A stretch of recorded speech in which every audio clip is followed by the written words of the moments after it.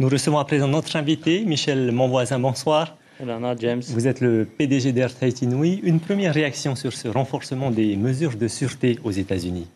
Ouais, je crois que tout est dit dans votre reportage. C'est régulièrement. La sûreté est toujours justifiée, mais c'est vrai que là, dernièrement, il y a eu un attentat aux États-Unis encore. Régulièrement, il y a toujours des améliorations et de nouvelles règles. Et les États-Unis ont comme un pays un lourd tribut pour se mettre avec les attentats pour pouvoir se mettre à l'abri. Ce que je peux dire au passage aussi, c'est que souvent la sûreté et la sécurité sont à la charge des compagnies aériennes. Alors, l'arrivée de French Blue est une bonne nouvelle pour Nicole Bouteau, ministre du Tourisme. Le président du pays parle d'opportunités en tant qu'ancien patron du GIE Tahiti Tourisme. Est-ce que vous partagez cet enthousiasme? Je ne veux pas rentrer dans une polémique. Une nouvelle compagnie arrive. D'abord, c'est normal qu'elle vienne. C'est normal qu'elle ait eu les droits de trafic. Puisqu'on est quand même Je me suis souvent exprimé sur votre plateau à ce sujet pour vous dire que le ciel polynésien est ouvert, il est libre. Une compagnie vient, elle demande des droits de trafic, elle les obtient, c'est normal. Après, ils prennent leurs risques. Je veux dire, une ouverture de ligne, c'est toujours un risque. Il y a une prise de risque que j'imagine ils ont dû mesurer. Moi, je les ai reçus, je les ai également reçus.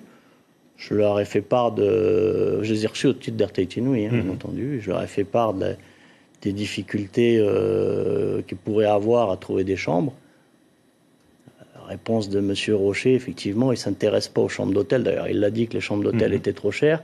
Donc lui, il vise le marché familial, les visiteurs, la famille, Airbnb et les pensions de famille.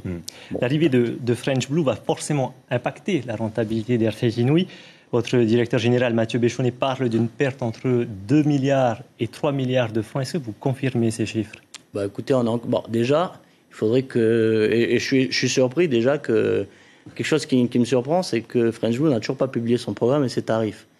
Donc on a fait pour le moment des simulations, mais on attend. On pourra donner plus de précisions dès lors qu'on aura effectivement le programme et les chiffres. Et de savoir combien de vols il fait et à quel tarif il les fait. Aujourd'hui, il a quand même donné des plages d'indications qui sont très larges. Jusqu'à 20%. Il dit moins 10, à certains journalistes il dit moins 10, à d'autres moins 20. On attend tout simplement qu'il publie. Et je suis étonné qu'il n'ait pas encore publié. Alors, vous connaissez la devise, la meilleure défense, c'est l'attaque.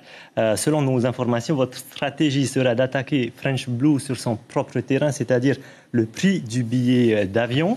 Aujourd'hui, jusqu'à combien Tahiti Nui peut baisser ses tarifs? 5%, 10%, plus? Si vous savez, une des stratégies aussi, c'est de ne pas dire ce qu'on va faire. Donc je suis désolé, mais aujourd'hui, on est en train de bâtir une réponse, c'est normal. Ma préoccupation, c'est aussi la compagnie.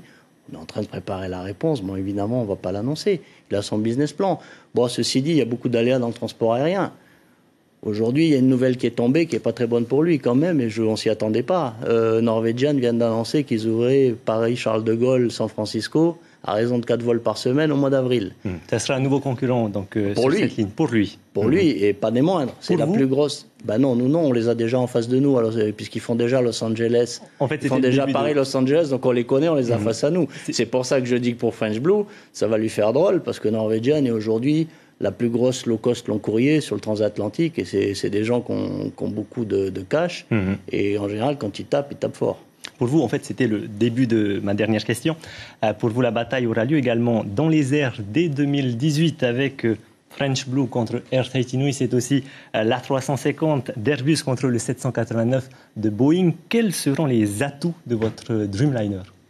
Déjà, la chance qu'on a, c'est qu'on reçoit nos nouveaux avions juste après lui.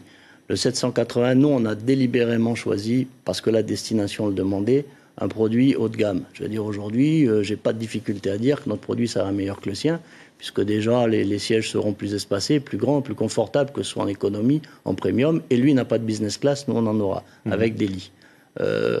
Et le 787, aujourd'hui, sur de l'ultra long courrier, et ça, c'est pas moi qui le dis, c'est tous les utilisateurs et toutes les études, le 787 est l'avion le plus performant en termes de consommation, ce qui va nous aider fortement. Dès qu'on dépasse 8 heures de vol, le 787 est aujourd'hui imbattable. Et d'ailleurs, M. Rocher m'avait félicité pour le choix du 787. Michel Monvoisin, merci d'avoir répondu à nos questions. Je rappelle que vous êtes le PDG d'Air Tahiti Nui. Merci beaucoup. Merci.